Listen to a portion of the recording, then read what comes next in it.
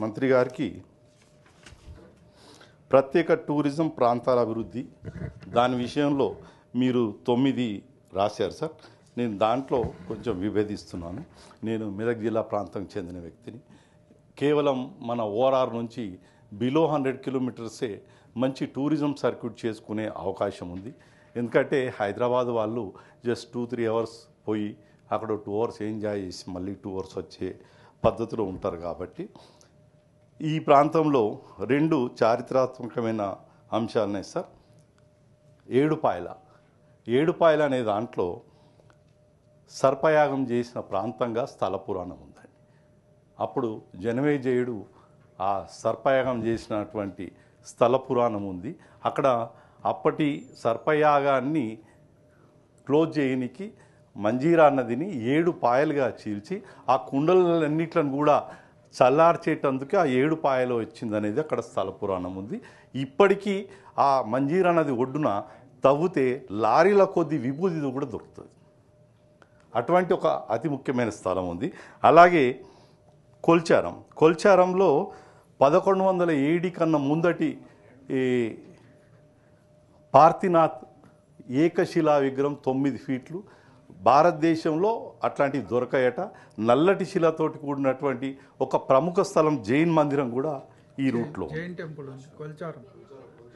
కొల్చారం ఆ ఊర్లో ఉంది, పార్శ్వనాథ్. అలాగే కాకతీయ 2వ ప్రతాపరుద్రుడు కట్టించినటువంటి మెదక్ కిలా, రాచవీడు కిలా అంటారండి. అది కూడా ఇప్పటికి కూడా మ్యాక్సిమం తిరిగేటటువంటి అది ఉంది. అంటే ఒకటే రూట్లో ఇవి ఉన్నాయి. ఫస్ట్ ఈ 3 కూడా చారిత్రాత్మకమైన అంశాలు. కానీ ఈ 9 నంబర్లో లేదు. అది హైదరాబాద్ కేవలం 100 కిలోమీటర్ల లోపట ఉంది. అయితే దీనికి ఒక మంచి ఒక రూట్ ఎట్లా ఇవ్వచ్చు అంటే, ఇక్కడ నుంచి నర్సాపూర్లో 33 ఎకరాల ఒక అర్బన్ పార్క్ చేసిరు సార్ గత ప్రభుత్వం కేసీఆర్ గారి ఆధ్వర్యంలో. వాచ్ టవర్ ఒకటి ఉంది. 10 కాటేజెస్ కూడా కన్స్ట్రక్షన్ అయి ఉన్నాయి. ఇంకొక 20 కాటేజెస్ కూడా కన్స్ట్రక్ట్ అవుతున్నాయి, ఆల్రెడీ ఇన్ ప్రోగ్రెస్. అలాగే నెక్స్ట్ కొల్చారం వస్తుందండి. అక్కడికి ఒక 20 కిలోమీటర్లు పోతే అది ఈ పార్శీనాథ్ కదా అన్న, పార్శ్వనాథ్ విగ్రహం కూడా 1100 సంవత్సరాల క్రితంది అక్కడ ఉంది. ఇప్పటికీ దేశంలో జైన మతులు ప్రతి సంవత్సరం కూడా వచ్చి అక్కడ చాలా పెద్ద కార్యక్రమం చేస్తున్నారు. అలాగే దాని తర్వాత కేవలం 10 కిలోమీటర్ల దూరంనే ఏడుపాయల ఉంటుంది. అక్కడ కూడా మనకు హరిత హోటల్ కూడా ఉంది. నెక్స్ట్ మెదక్ పట్టణంలో ఇంతకుముందు చెప్పినటువంటి రాచవీడు కోట ఉంది. అక్కడ కూడా హరిత హోటల్స్ ఉన్నాయి. నెక్స్ట్ 100 ఏళ్ల చరిత్ర కలిగిన చర్చ్ కూడా ఉంది. అది భారతదేశంలో ఆసియాలో రెండో అతిపెద్ద చర్చ్. అతిపెద్ద చర్చ్. తర్వాత అక్కడి నుంచి ఒక 10 కిలోమీటర్లు వెళ్తే పోచారం వైల్డ్ లైఫ్ శాంక్చరీ, అది 450 ఎకరాలతోటి వైల్డ్ లైఫ్ శాంక్చరీ ఉంది.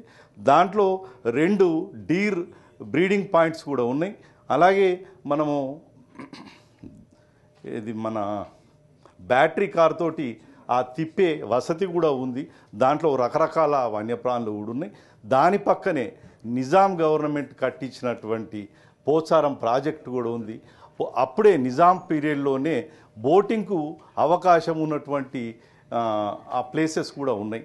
ఆ బోటు పార్కింగ్ ప్లేసులు అవన్నీ కూడా అప్పటి రాతి కట్టడాలతో కట్టినటువంటి ఉన్నాయి. అక్కడ 2 గెస్ట్ హౌస్లు కూడా ఉన్నాయి. ఇంత మంచి స్థలాన్ని ఇంత మంచి రూటును మీ 9 ఏదైతే లిస్ట్ ఇచ్చిరో దాంట్లో మర్చిపోయినందుకు మా మెదక్ ప్రజల తరఫున చింతిస్తున్నాం సార్. దయచేసి కేవలం 2 గంటల దూరం పోయేదానికి ఇంత మంచి తక్కువ ఖర్చుతోటి ఎక్కువ ఎంజాయ్ చేయగలిగిన టూరిజం స్పాట్స్ ఉన్నాయి. కాబట్టి దయచేసి కూడా దీన్ని కూడా ఎంట్రీ చేయగలరని కోరుతూ ఈ అవకాశం ఇచ్చినందుకు ధన్యవాదాలు. Kolcharam very important centre sir. యాక్చువల్గా జైన మతస్థులు ఈ రాష్ట్రంలో దొరికిన వాళ్ళ శిల్ప సంపదనంతా